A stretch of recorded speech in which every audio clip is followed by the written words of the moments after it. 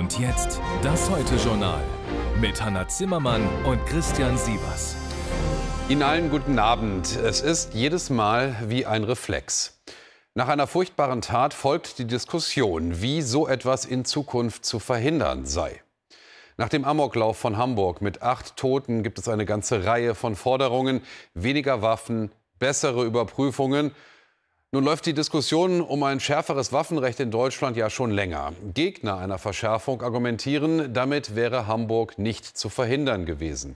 Befürworter fürchten, dass die Diskussion auch jetzt ein Reflex bleibt, ohne echte Folgen. Annegret Oster. Auch heute bringen Menschen Blumen und Kerzen zum Gebetshaus der Zeugen Jehovas. Mehr als 100 Mal feuert Philipp F. mit seiner halbautomatischen Pistole in die Gemeinde, tötet 7 Menschen, bevor er sich selbst erschießt. Viel Anteilnahme, aber auch viel Unverständnis über das geltende Waffenrecht. Wichtig sei, dass man da bisschen mehr hinschaut, nicht? Auch mit dem Besitz der Waffen zu Hause. Die Schützenvereine sagen, wir machen es aus Sport und so, aber eine Waffe ist eine Waffe. Also ich bin dafür, dass das Waffengesetz auf jeden Fall verschärft wird, ja. Die Debatte über ein verschärftes Waffenrecht ist längst entbrannt. Ein verschärfter Gesetzentwurf liegt bereits vor, der angesichts des jüngsten Attentats weiter verschärft werden soll.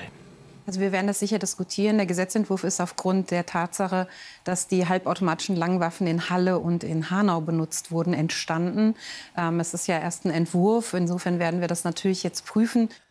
Laut dieses Gesetzentwurfs sollen Behörden künftig leichter untereinander Informationen austauschen können, zum Beispiel wenn ein Sportschütze umzieht.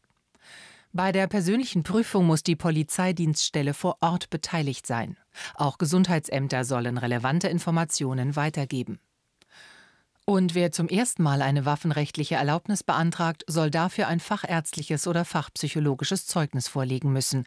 Bislang brauchen über 25-Jährige diesen Nachweis nicht. Mit diesen Plänen hatte die Innenministerin die Verbände der Jäger und Sportschützen gegen sich aufgebracht. Der Koalitionspartner FDP leistet Schützenhilfe. Wir haben ein Waffengesetz, das verbietet, dass Menschen, die psychisch krank sind, eine Waffe haben. Genau das ist der Fall, der in Hamburg vorgelegen hat. Die Waffenbehörde wusste sogar davon. Und deswegen gilt in der jetzigen Situation, so kurz nach einer so schrecklichen Tat, Zurückhaltung, Aufarbeitung und dann einen Plan zu machen, damit sowas in Zukunft nicht nochmal passiert. Auch Waffenexperten sehen die Probleme nicht in Gesetzestexten, sondern in deren Anwendung. 600 verschiedene Behörden in der Bundesrepublik, die sich für das Waffenrecht zuständig um diesen Vollzug kümmern. Das ist vollkommen unbefriedigend und schafft riesengroße Lücken, die dann solche Taten wie den Amoklauf von Hamburg überhaupt erst möglich machen. Ob und in welcher Weise die Tat von Hamburg das deutsche Waffenrecht verändert, darüber wird am Mittwoch im Innenausschuss diskutiert werden. Millionen toter Fische. Es war wie aus einem Horrorfilm, aber es war Realität an der Oder letzten Sommer, dem Grenzfluss zwischen Deutschland und Polen. Und vielleicht noch verstörender, es könnte wieder passieren. Denn weder ist der Verursacher klar ermittelt, noch gibt es echte Konsequenzen, um eine neue dramatische Übersalzung des Flusses zu verhindern.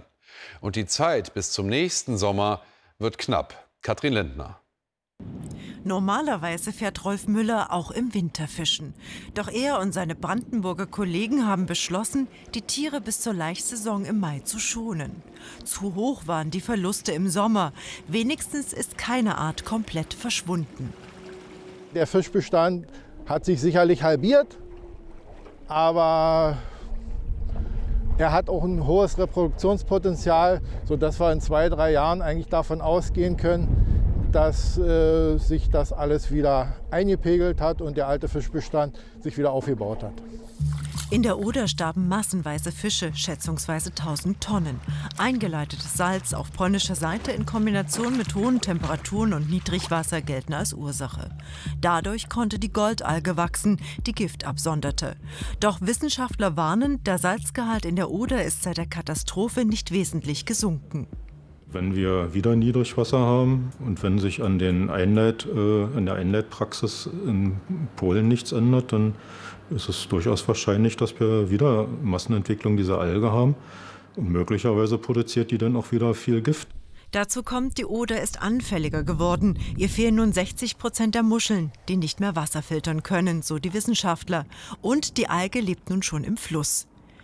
Greenpeace geht nach Auswertung von Wasserproben davon aus, dass 3 Bergwerke zweier polnischer Konzerne im Süden Polens mit ihren Abwässern Auslöser für das Fischsterben waren. Doch nach wie vor ist kein Verursacher ermittelt. Polnische Umweltschützer fordern schnelles Handeln. Wir wollen einen sofortigen Stopp der Salzeinleitung. Dieses Abwasser muss entsalzt werden. Natürlich fordert niemand, dass die Minen geschlossen werden, aber es sollen Systeme und Technologien zur Entsalzung von Minenwasser eingesetzt werden. Und wir wollen, dass die Abwassereinleitung von der aktuellen Strömung des Flusses abhängig gemacht wird. Seit Januar hat Deutschland den Vorsitz bei der Kommission zum Schutz der Oder. Es wird verhandelt, grenzübergreifend, nicht einfach. Aus deutscher Sicht müssten halt die Salzeinleitungen in diesen kritischen Zeiten reduziert oder eingestellt werden. Das kann aber nur Polen prüfen und entscheiden, weil das auf deren Territorium ist. Rolf Müller wünscht sich, dass wirtschaftliche Interessen hinten angestellt werden. Diesmal müsste die Natur Vorfahrt haben. Der Fischbestand hat natürlich ein hohes Reproduktionspotenzial, aber wenn so ein Fischsterben jedes Jahr passiert, dann ist irgendwann Ende. Er weiß, Temperatur und Niedrigwasser kann bis zum Sommer keiner beeinflussen. Einzig und allein den Salzgehalt in der Oder. Ja, da ist die Basis eines ganzen Ökosystems eingegangen. Was muss noch passieren, damit die Nachbarn Deutschland und Polen gemeinsam eine neue Katastrophe verhindern?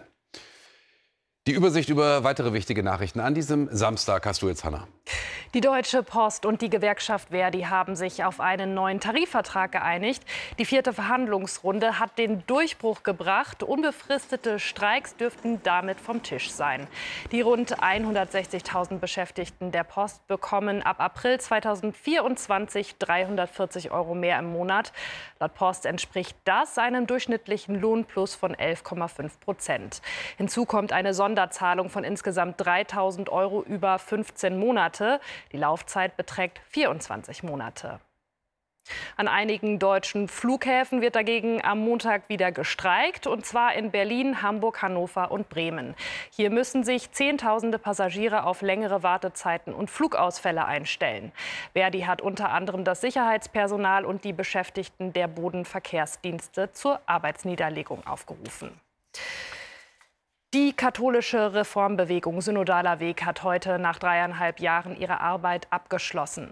Am letzten Tag der 5. Synodalversammlung wurden noch mehrere Beschlüsse gefasst. Die Delegierten stimmten mit großer Mehrheit für einen veränderten Umgang mit geschlechtlicher Vielfalt in der Kirche und sprachen sich zudem für die Weihe von Frauen zu Diakoninnen aus. Der Vorsitzende der Deutschen Bischofskonferenz, Bischof Betzing, zog insgesamt ein positives Fazit.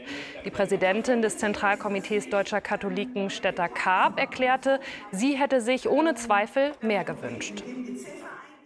Zum 2. Mal hat heute der nationale Gedenktag für die Opfer terroristischer Gewalt stattgefunden.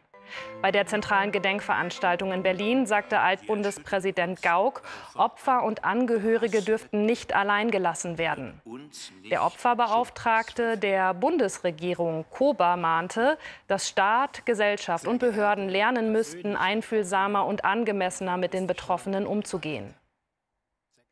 Knapp 2 Wochen nach dem verheerenden Bootsunglück sind heute an Italiens Küste mehr als 1.300 Geflüchtete an Land gebracht worden. Darunter fast 500 Menschen, die in der Nacht auf einem Fischerboot die süditalienische Stadt Crotone erreichten. Die Zahl der Geflüchteten, die Italien in diesem Jahr bisher über das Mittelmeer erreicht haben, ist fast 3-mal so hoch wie im gleichen Zeitraum 2022. Heute kommt aus London die Eilmeldung. Der Generaldirektor der BBC sagt, er werde nicht zurücktreten. Was ist da passiert? Die wichtigste Fußballsendung im britischen Fernsehen muss heute ohne Moderation und Experten gesendet werden, weil die BBC ihren bestbezahlten Moderator suspendiert hatte und aus Solidarität mit ihm auch niemand anderes einspringen will. Gary Lineker, legendärer Fußballstar, ist seit über 20 Jahren Gesicht der Sendung und er hat nie mit seiner politischen Meinung hinterm Berg gehalten. Die BBC-Chefs sehen jetzt aber eine rote Linie überschritten. Yassin Herrlein hat mehr dazu aus London. Alte Liebe rostet nicht. Statt sich auf die traditionelle Fußball-Samstagabendshow Match of the Day vorzubereiten, ging Star-Moderator Gary Lineker heute selbst ins Stadion, und zwar zu seinem ersten und weiterhin Lieblingsverein Leicester City. Nachdem die BBC Lineker gestern Abend suspendierte, findet Match of the Day heute ohne ihn statt. In welcher Form und ob überhaupt, war lange im Unklaren, nachdem seine beiden Expertenkollegen Ian Wright und Alan Shearer sich solidarisch erklärten und ankündigten, dann würden sie auch nicht mitmachen. Auslöser des Konflikts ist ein Tweet Linekers, in dem er eine Gesetzesvorlage zur Bekämpfung illegaler Einwanderung mittels kleiner Boote über den Ärmelkanal kritisierte. Zur Abschreckung sollen den Asylsuchenden bei Ankunft auf der Insel jegliche Rechte entzogen werden. Lineker kommentierte dies unter anderem mit der Aussage, die Sprache, mit der die konservative Regierung für die Gesetzgebung werbe, sei der im Deutschland der 30er Jahre nicht unähnlich. Dies sei schwer in Einklang zu bringen mit Regularien der Unparteilichkeit des Senders, erklärte die BBC. Eine unserer Gründungsstatuten ist Unparteilichkeit, und die wollen wir liefern. Allerdings unterliegt Lineker als Sportmoderator nicht denselben Richtlinien wie im Nachrichtenbereich Tätige. Und als ein gewisser Alan Sugar, Moderator der ebenfalls sehr bekannten BBC-Sendung The Apprentice, sich bei den letzten Wahlen im Netz gegen den Kandidaten der Oppositionspartei aussprach, wurde der nicht suspendiert. Diese Art Streit, den wir nicht zum ersten Mal erleben, schadet der BBC. Es schadet ihrem Ruf der Unparteilichkeit und es beschädigt das Vertrauen in die BBC. Die Rundfunkanstalt muss sich inzwischen des Vorwurfs erwehren, dass hier mit zweierlei Maß gemessen werde und man sich dem Druck der konservativen Regierungspartei beuge. Bekannt ist in diesem Zusammenhang auch die noch nicht abschließend geklärte Auseinandersetzung um den Vorsitzenden des Senders, Richard Sharp. Ihm wird vorgeworfen, dem damaligen Premierminister Boris Johnson bei der Vermittlung eines 800.000 Pfund Darlehens geholfen zu haben, und zwar bevor ihm der prestige- und einflussreiche Posten zuteil wurde. Lineker erfährt unterdessen eine Welle der Solidarität, und das nicht nur seitens seiner Fernsehkollegen. Ich kann nicht den Grund erkennen, warum man jemand für diese Aussage suspendieren sollte. Vielleicht ist das hier ein Sprachproblem, aber ich sehe das nicht.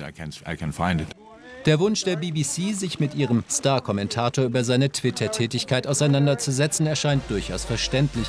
Die möglichen Folgen seiner Suspendierung nicht abzusehen, ist jedoch eine schwere Panne, die der alten Dame BBC nun mindestens eine Menge Spott eingebracht hat.